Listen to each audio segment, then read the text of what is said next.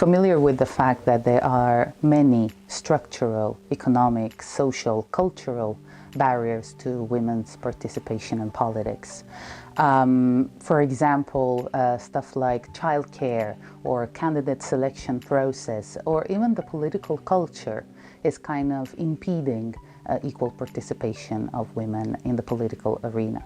At the same time, women are actually participating more and more in politics, even though now, as things stand, only 24.5% of MPs across the world are female.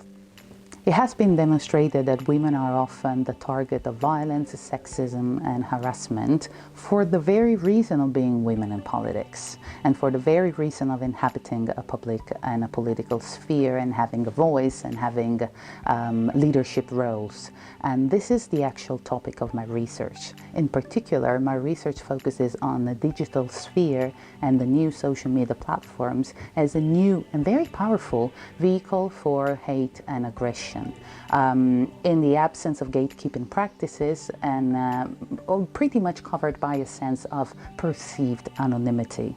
We see that now multimodal data and the visuality and the impact of things like images, audios and videos, but also the meme culture, GIFs, emoticons, have come to represent new multimodal meaning-making resources, which are being used by haters in order to discriminate, to attack, to objectify, and also for the purpose of defamation of these women.